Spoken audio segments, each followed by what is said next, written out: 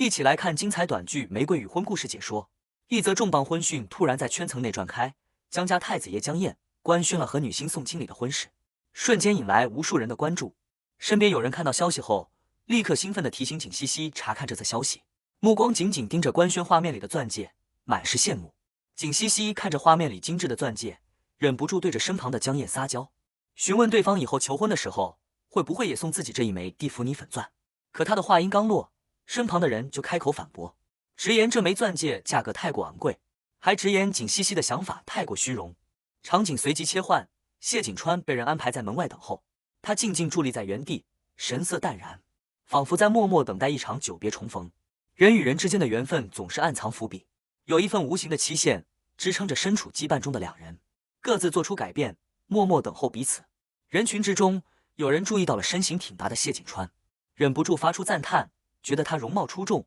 气质绝佳，比众人熟知的江燕还要帅气几分。不少人盯着他的身影细看，总觉得十分眼熟，仿佛在哪里见过一般。景西西也被眼前的男人吸引，心生疑惑，主动上前轻声询问对方，两人是不是曾经见过。话音落下之后，他又立刻觉得自己太过唐突，连忙开口致歉，表示自己只是随口一问，让对方不必当真。就在景西西略显局促之时，谢景川缓缓开口，道出了两人之间的渊源。他告诉景西西，两人并非初识，就在去年的今天，他们一同在民政局办理了结婚登记手续。谢景川接着解释，领证结束之后，他便即刻出国，整整缺席了1年的时光，让景西西独自等候许久。对此他满心愧疚，如今他专程归来，目的就是接景西西跟自己回家。面对谢景川突如其来的温柔和邀约，景西西满心茫然，内心充满疑惑。在他的记忆里，自己和这个男人仅仅只有一面之缘，根本算不上熟悉。他不清楚谢景川口中的家究竟是哪一个家。景西西随即开口拒绝了谢景川的提议，他告知对方自己接下来有私事要处理，需要帮老师制作乌云雪牙，暂时没有办法跟他一起回去。谢景川耐心询问景西西处理这件事需要多长时间，景西西如实回答，大概需要2天的时间。谢景川听后没有丝毫催促，十分从容地表示自己刚好就在这附近处理一桩并购案件，会留在原地等候，等他忙完所有事情再一同返回京城。这一刻，景西西终于彻底确认了眼前男人的身份，心中了然，果然是他。谢景川随后告知景西西自己的居住地址，让他如果后续有任何事情都可以前往此处找自己。画面跳转，另一边有人对着景西西怒斥，言语间满是强势与不满。对方指责景西西性格古板，思想老旧，还拿出赵氏建材的聘礼说事，表明聘礼早已收下。景西西却擅自逃婚，勒令他立刻赶回家里。场景再度切换，有人看到景西西落泪，温柔递上前询问缘由，疑惑他为何哭泣，追问这次落泪的原因。面对询问，景西西没有立刻回应，两人之间的过往回忆随之被揭开。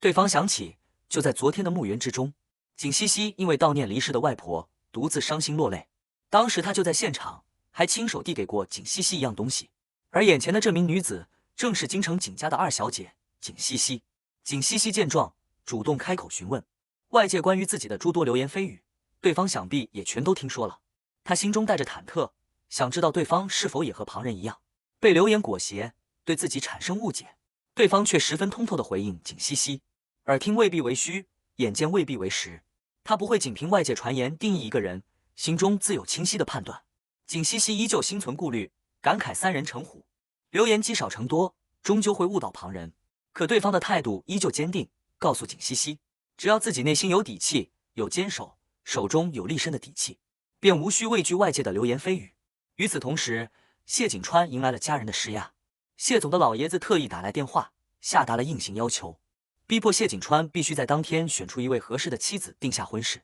倘若做不到，就不准他再次出国，彻底断了他出国的念想。旁人看着谢景川的境遇，忍不住心生感慨。他开着全球仅限3辆的顶级劳斯莱斯，佩戴着价值不菲的格拉夫腕表，家世显赫，外形出众。如此完美的男人，竟然也会被家人催婚，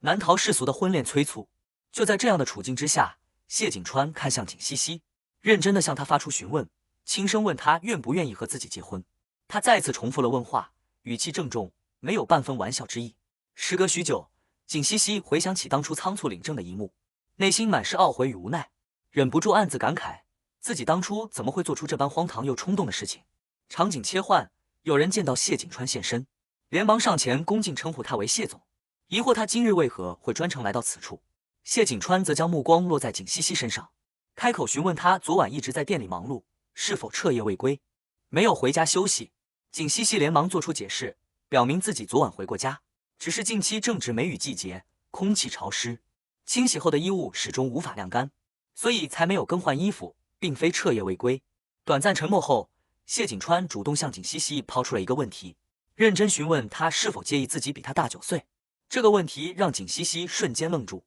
心底暗自思索，对方突然问起年龄差距，难道是介意两人9岁的年龄差？没等景西西多想，谢景川再次重复了问题，依旧认真询问他是否介意自己比他年长9岁。在得到景西西否定的答复后，谢景川当即郑重许诺，倘若这9岁的年龄差距会让景西西心生介怀，自己名下所有的房产产权、股票资产，全部都可以划归到景西西的名下。时光流转，距离两人仓促领证已经过去2年。有人轻声提醒景西西，2年的时间已然过去，他是时候回家面对一切了。这2年他一直在刻意逃避，可终究躲不过世俗的牵绊和家人的期许，终究还是要直面所有问题。另一边，有人四处打听谢太太的下落，开口向旁人询问是否知道谢太太身在何处。突如其来的称呼让在场的人满心疑惑，纷纷追问谁是谢太太。随即有人反应过来，告知众人，对方寻找的谢太太就是景西西。几名工作人员走到景西西面前，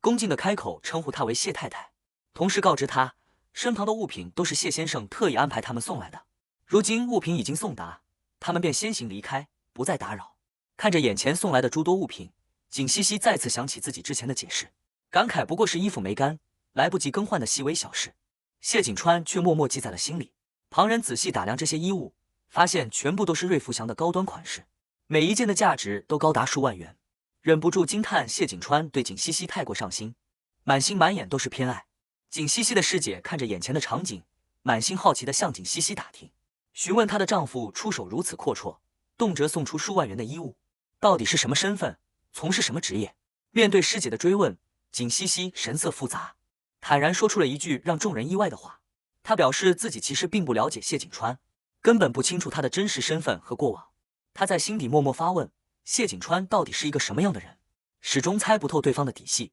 随后，景西西主动向谢景川道谢，感谢他特意送来的衣物。谢景川的回应十分平淡从容，他表示无需道谢，自己作为景西西的丈夫，为他提供最基础的衣食住行保障是理所应当的事情。听到最基本这3个字，景西西心中满是感慨，对方动辄重金相送的付出，在他口中却只是最基础的责任，让他内心五味杂陈。夜深之后，谢景川发现景西西迟迟没有休息，开口询问他为何还未入睡。景西西回应自己今日事务繁忙，稍微忙碌片刻就会立刻休息。谢景川随即温柔叮嘱他熬夜的10大危害，轻声道了晚安，尽显温柔体贴。景西西随后认真地向谢景川表明态度，告知他自己并不是可以随意被人利用的人，有着自己的底线和原则。谢景川听闻后，平静地表示自己已然知晓。紧接着，景西西接到了母亲的电话，她认真聆听着电话那头母亲的叮嘱，默默记下所有内容。挂断电话后，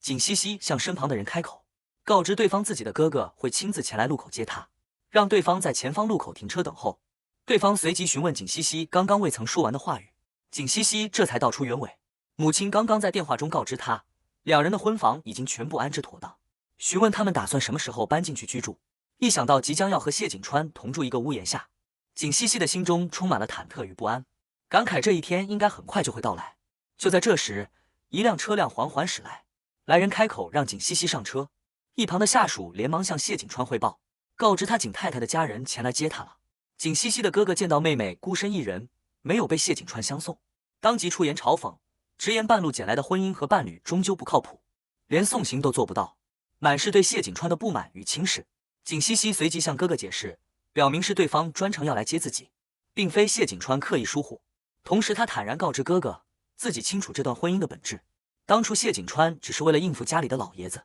才随意找人领证，两人之间没有任何感情基础，也从未拜访过彼此的父母。基于这些原因，景西西的哥哥直接劝说他和谢景川离婚，还表示如果谢景川不肯同意，自己会亲自出面帮他摆平所有问题。之后再为他安排和赵明海等人的相亲，重新为他挑选合适的婚配对象。哥哥的这番提议让景西西满心委屈与失望，他忍不住反问家人，自己当初已经被爷爷当作筹码牺牲过一次，如今哥哥和父母难道还要再次将自己随意安排，肆意摆布吗？哥哥听到妹妹的质问，瞬间满心不悦，连忙辩解自己绝对不会卖掉亲妹妹，斥责妹妹的说法太过伤人。兄妹二人争执之际，一辆金氏连号的顶级劳斯莱斯骤然出现，强势别停了哥哥的车辆，气场十足。众人这才看清，驾车而来的正是谢景川。突如其来的举动让景西西的哥哥倍感震惊，没想到谢景川竟然如此强势，敢当街别停自己的车。谢景川下车后，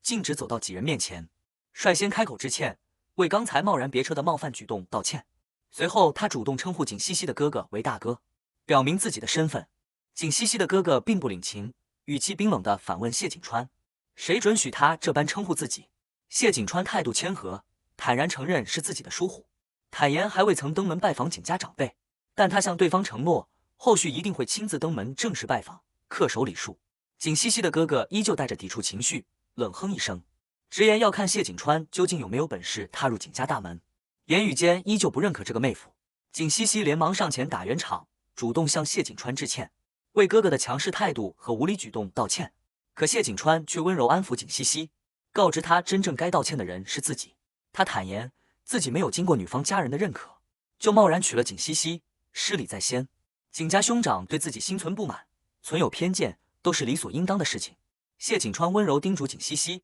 回去之后好好照顾自己，日后不管遇到任何事情，都要第一时间告知自己，他会全权处理。说完之后，他轻声询问景西西是否可以吻他一下。短暂的温存过后，谢景川再次叮嘱景西西安心回家，后续他会亲自前往景家接她。看着两人温情的互动，旁人忍不住心生感慨，没想到一场仓促敷衍的领证婚姻，竟然真的滋生出了别样的情愫，悄然变成了双向的偏爱与爱意。景西西回到家中，立刻遭到了家人的训斥，家人怒气冲冲地呼喊他的全名景松熙，勒令他立刻进门。刚踏入家门，父亲便怒火中烧，厉声命令景西西跪下，态度格外严厉。母亲见状连忙出声阻拦，让暴怒的丈夫暂且住手，劝说丈夫让奔波归来的女儿先上楼休息，有什么事情可以后续再谈。父亲依旧怒气未消，指责妻子平日里太过溺爱女儿，才让女儿做出诸多出格的事情。2年的时光转瞬即逝，景西西时隔2年，